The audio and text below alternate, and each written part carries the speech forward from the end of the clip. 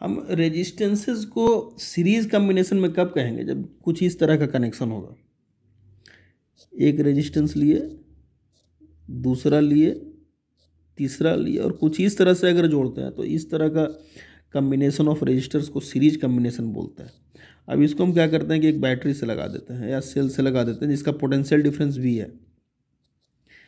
इसका रेजिस्टेंस मान लेते हैं R1, इसका R2, इसका R3, ठीक है। तो ये क्या करेगा कि अब इलेक्ट्रॉन्स को खींचेगा। वायर तो एक ही है, पूरा एक छोर से लेकर के दूसरे छोर तक वायर एक ही है कि वायर चेंज हो रहा है? तो एक ही वायर है। अब वायर जब सेम है, यहाँ से यहाँ तक पूरा गोले गोले वायर सेम है, तो वायर जब सेम है तो करंट भी सेम फ्लो करेगा, क्योंकि वायर में जो इलेक्ट्रॉन्स अट्रैक्ट होगा, तो इलेक्ट्रॉन अट्रैक्ट होगा तो उसके चलते जैसे होता क्या है कि ये देखिए, ये सेल है, ये आपका सेल है, और इससे जो वायर लगा है थोड़ा इसको मोटा करके दिखाते हैं, थोड़ा मोटा, ऐसे ऐसे गया होगा, यहाँ रजिस्टर लगा हुआ है ऐसे, तो यहाँ ये पॉजिटिव है और इसमें फ्री इलेक्ट्रॉन्स है। इनफैक्ट ऐसा है, ये थोड़ा और मोटा करके दिखाते हैं, समझ में आ जाएगा। ये बैटरी है और ये आपका वायर है, ये वायर।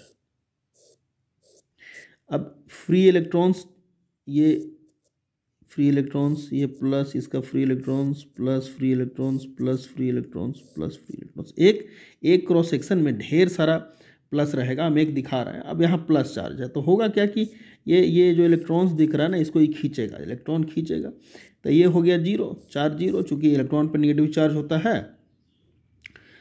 अब यहाँ बच जाएगा पॉजिटिव केवल, अभी पॉजिटिव केवल बच जाएगा। अभी पॉजिटिव क्या करेगा कि इस इलेक्ट्रॉन को अपनी ओर खींचेगा, यहाँ पॉजिटिव हो जाएगा। तो देखिए, आप कितनों रुकावट पैदा करिएगा, लेकिन इलेक्ट्रॉन्स का चार्ज का जो फ्लो हो रहा है पॉजिटिव चार्ज का, तो उसी वायर से ना हो रहा है। तो आगे अगर अवरोध भी होता है, रेजिस्टेंस भी होता है, तो रेजिस्टेंस होगा तो हर जगह स्लो हो जाएगा, हर जगह स्लो हो जाएगा चार्ज का फ्लो। और करंट कहते किसको है? चार्ज का फ्लो। कोई पर यूनिट टाइम जो चार्ज फ्लो करता है वही करंट होता है। मान लीजिए किसी सेक्शन से, किसी पॉइंट से Q यूनिट चार्ज फ्लो कर रहा है T टाइम में, तो 1 यूनिट चार्ज जो फ्लो करता है T यूनिट टाइम में, Q 1 यूनिट टाइम में इतना चार्ज फ्लो करेगा, इसी को करंट कहते हैं, I बराबर Q/T। तो अगर एक जगह स्लो होता है, जैसे यहाँ 3 रजिस्टर्स लगा हुआ है, 3 रजिस्टर लगा हुआ है, यहाँ यहाँ यहाँ, अब तीनों जगह स्लो होगा, तीनों जगह स्लो होगा तो हर जगह स्लो कर देगा ना, पूरा वायर में स्लो कर देगा। इसका मतलब कि जो चार्ज पार्टिकल, इलेक्ट्रॉन्स अब इधर फ्लो करेगा, इधर इलेक्ट्रॉन्स इस डायरेक्शन में फ्लो कर रहा है, तो इसका मतलब नेगेटिव चार्ज इधर फ्लो कर रहा है, तो नेगेटिव चार्ज इधर फ्लो कर रहा है मैंने पॉजिटिव चार्ज इधर फ्लो कर रहा है, मैंने इलेक्ट्रिक करंट इसी डायरेक्शन में फ्लो कर रहा है, इलेक्ट्रिक करंट इस डायरेक्शन में फ्लो कर रहा है। तो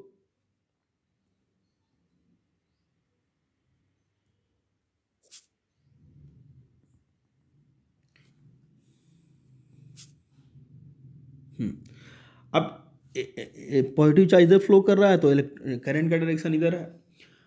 अब जो करंट का डायरेक्शन इधर है तो हर जगह करंट सेम होगा, क्योंकि वायर तो एक ही है ना, वायर एक ही है, वायर अलग अलग तो नहीं हो रहा है। हाँ, स्लो यहाँ होगा, यहाँ होगा, यहाँ होगा, 3 जगह स्लो होगा ये, तो उसका क्यूमुलेटिव इफेक्ट होगा और पूरा सर्किट में चार्ज का फ्लो स्लो हो जाएगा, जिसके चलते करंट कम हो जाएगा। करंट कम होना माने चार्ज का स्पीड कम हो जाना।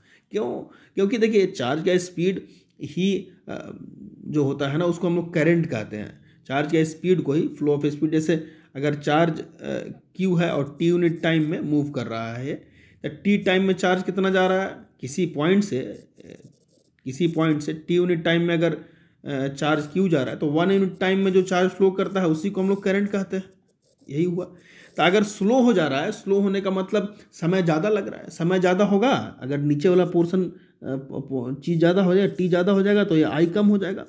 मतलब यहाँ जो रुकावट हो रहा है उसके चलते ना समय ज़्यादा लगेगा, तो 3 जगह समय ज़्यादा लगेगा, उसका क्यूमुलेटिव इफेक्ट होगा। यहाँ भी इफेक्ट दिखा रहा है, यहाँ भी स्लो होने का, तो करंट तीनों के चलते कम हो जाएगा, पूरा सर्किट में ही कम हो जाएगा, और तीनों रजिस्टर में जो वही करंट फ्लो होगा, हाँ, तीनों के चलते इफेक्ट तो जो हो रहा है वो अलग अलग वैल्यू का हो रहा है, लेकिन इस सब का क्यूमुलेटिव इफेक्ट पूरा सर्किट में हो जाएगा, क्योंकि वायर एक ही है, तो ये जो चार्ज पार्टिकल्स फ्लो कर रहे हैं, चार्ज पार्टिकल्स एक ही वायर में ना फ्लो कर रहा है, तो एक जगह कहीं धीमा होगा तो हर जगह धीमा हो जाएगा। अगर एक यहाँ पर अगर स्लो हो रहा है तो यहाँ पर भी तो स्लो हो जाएगा उसके चलते, क्योंकि ये कंटिन्यूअस फ्लो हो रहा है ना, ये कंटिन्यूअस फ्लो है। ये अगर रुकेगा, ढेर सारा इलेक्ट्रॉन से हम बात कर रहे हैं, इधर अगर मूव कर रहा है तो यहाँ अगर स्लो हुआ तो ये वाला को भी तो, ये अगर धीरे होगा तो इसको भी धीरे कर देगा, माने एक पीछे वाला अगर धीरे हुआ तो इसको भी धीरे कर देगा, सब स्लो हो जाएगा। एक तरह से कहो कि एक लाइन में पूरा गाड़ी खड़ा है, एक लाइन में पूरा गाड़ी खड़ा है, और ये वाला अगर स्लो हुआ तो ये भी, ये सब स्लो हो जाएगा। तो चार्ज का फ्लो ही स्लो हो जाएगा, चार्ज का फ्लो स्लो हो जाएगा। इसका मतलब कि करंट स्लो हो जाएगा, माने करंट कम हो जाएगा, करंट कम हो जाएगा। तो करंट कम होगा, और ये तीनों रजिस्टर के चलते करंट कम होगा। जितना ज़्यादा रजिस्टर लगाएगा उतना, जितना ज़्यादा वैल्यू का रजिस्टर लगाएगा उतना करंट कम हो जाएगा, लेकिन करंट सेम रहेगा, तीनों रजिस्टर में करंट सेम रहेगा। तो एक खास चीज़ हम लोग सीखे कि रजिस्टर अगर सीरीज में लगा हुआ है, रजिस्टर अगर सीरीज में लगा हुआ है तो करंट का वैल्यू सेम रहेगा, तीनों रजिस्टर में करंट का वैल्यू सेम रहेगा। इसमें भी आई फ्लो करेगा, इसमें भी आई और इसमें भी आई, करंट का वैल्यू चेंज नहीं होगा। तो सीरीज रजिस्टर में अगर लिख सकें हम लोग, सीरीज में करंट का वैल्यू तीनों सारे रजिस्टर में 3, 4, 5, 10 जितना लगा दे, सारे रजिस्टर में करंट का वैल्यू चेंज नहीं करता है, सेम रहता है। ये हो गया एक बात। अगर हम क्या करते हैं कि तीनों रजिस्टर को हटा करके, तीनों रजिस्टर जो लगाए हुए हैं, ये तीनों रजिस्टर जो लगाए हुए हैं, तीनों रजिस्टर्स को हटा करके हम अगर चाहें कि एक रजिस्टर लगा दें और वही काम करे, उतना ही इफेक्ट प्रोड्यूस करे जो तीनों रजिस्टर मिल करके कर रहा है, मैंने उतना ही करंट हो सर्किट में। अभी भी तीनों रजिस्टर को हटा करके हम आर लगा दिए, तीनों के इक्विवेलेंट, इसको कहते हैं इक्विवेलेंट सर्किट बनाना। इसको क्या कहते हैं? Equivalent circuit. मतलब ये वाला सर्किट जो है वो इसके इक्विवेलेंट है। क्यों? क्योंकि ये तीनों रजिस्टर जो हटा करके एक हम रजिस्टर लगाए हैं, रजिस्टर उतना ही इफेक्ट ये वाला प्रोड्यूस कर रहा है जितना ये तीनों मिल करके कर रहा है। तो अभी क्योंकि करंट आई, अगर करंट आई ही फ्लो हो रहा है, इसका मतलब अवरोध सेम ई उत्पन्न कर रहा है, और अवरोध रुकावट ही सेम, रेजिस्टेंस सेम प्रोड्यूस कर रहा है जो ये तीनों मिल करके कर रहा है। तो रजिस्टर का वैल्यू आर हम कितना रखें, R1, R2, R3 के रिस्पेक्ट में हम निकालेंगे। यहाँ B वोल्टेज है, यहाँ 0, तो कैसे निकालेंगे देखते हैं। यहाँ से भी, यहाँ वोल्टेज V था, यहाँ वोल्टेज V, यहाँ से चले, यहाँ वोल्टेज 0 है, तो यहाँ से हम स्टार्ट करते हैं और इस तरफ चलते हैं, तो V चले और यहाँ तक, इधर आ रहा है, इधर आ रहा है, कोई वोल्टेज में ड्रॉप नहीं होगा क्योंकि कोई अवरोध नहीं है, कोई रुकावट जब नहीं हमको फील हो रहा है इलेक्ट्रॉन को फील करना, क्योंकि ये कंडक्टर है। इसमें कंडक्टर का हम मान लेते हैं कि ये कंडक्टर जो है ना, इसका रेजिस्टेंस जो है, ये कंडक्टर का रेजिस्टेंस 0 हम मान लेते हैं। तो करंट, ये कंडक्टर का रेजिस्टेंस 0 मान लिए, तो जैसे इलेक्ट्रॉन्स जब ये खिंचाएगा इधर तो कोई भारे नहीं पड़ेगा, कोई भार नहीं पड़ेगा। जैसे कि अगर मान लीजिए कि फोर्स लगा रहे हैं, ये ब्लॉक ऑफ मास 2 kg है और इस पर हम 10 न्यूटन का फोर्स लगा रहे हैं, तो एक्सेलरेशन जो होगा, इसका एक्सेलरेशन जो होगा वो सीधा 10/2 मतलब 5 मीटर पर सेकेंड स्क्वायर हो जाएगा। लेकिन अगर जहाँ तक ये फ्रिक्शन लेस है, यहाँ पर कोई फ्रिक्शन नहीं है, एकदम स्मूथ सरफेस है, वही अगर यहाँ पर फ्रिक्शन हो जाएगा तो क्या होगा, आप 10 न्यूटन का जो फोर्स लगाइएगा ना और 2 kg का यहाँ ब्लॉक होगा तो एक्सीलरेशन उतना नहीं रह जाएगा, क्योंकि इधर भी एक फोर्स लगेगा जिसको फ्रिक्शनल फोर्स कहते हैं। अब नेट जो एक्सीलरेशन हो जाएगा वो 10 - F/2 हो जाएगा, मैंने कुछ एक्सीलरेशन घट जाएगा। तो वही हम कहना चाह रहे हैं कि जो वोल्टेज है यहाँ तक तो कोई दिक्कत नहीं है, लेकिन यहाँ पर वोल्टेज कमेगा, जैसे ही यहाँ पहुँचेगा ना तब वोल्टेज कमेगा। तो वोल्टेज कितना कमेगा, तो V बराबर हम पढ़े हैं कि IR होता है, V बराबर I × R होता है, हम पढ़े हैं ओम्स लॉ में, V बराबर I × R होता है। तो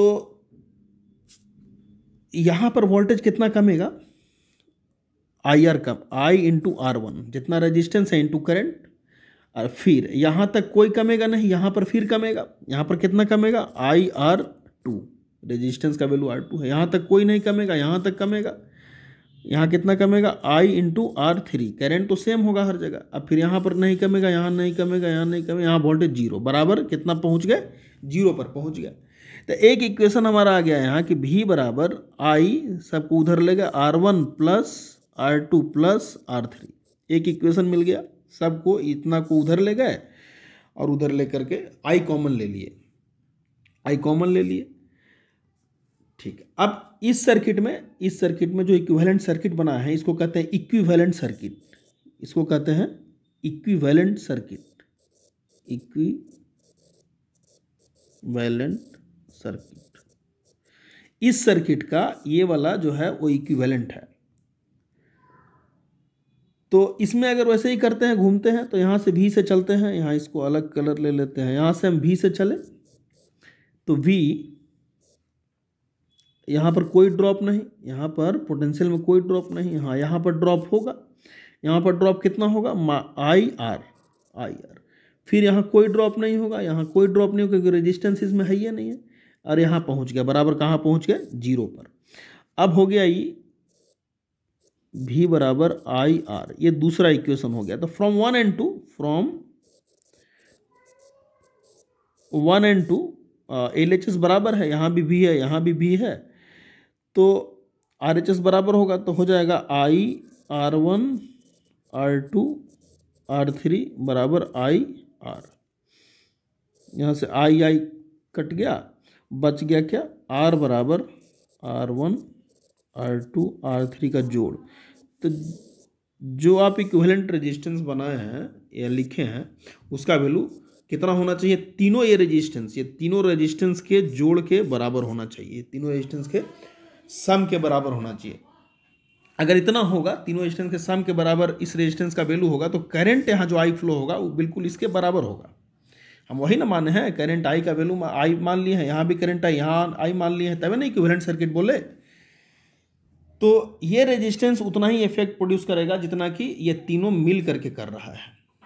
ठीक है, तो सीरीज कॉम्बिनेशन में हम लोग लिख सकते हैं एक चीज कि करंट जो होता है ना वो तीनों रजिस्टर में सेम रहता है, माने current through the circuit same रहता है।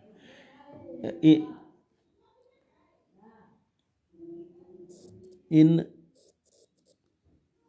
सीरीज कॉम्बिनेशन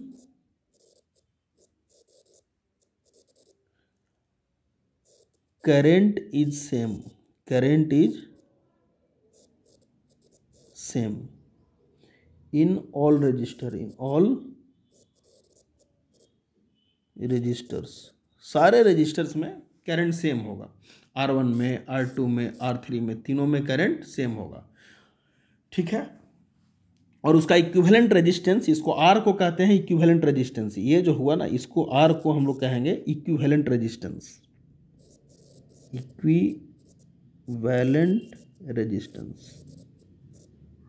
इक्विवेलेंट रेजिस्टेंस का मतलब क्या कि ये जो इफेक्ट प्रोड्यूस कर रहा है वो अकेले मिलकर ही R कर रहा है, ये तीनों मिल के जो इफेक्ट प्रोड्यूस कर रहा है उतना ही अकेले R कर रहा है। तो इसीलिए इसको हम लोग R को इक्विवेलेंट रेजिस्टेंस भी कहते हैं।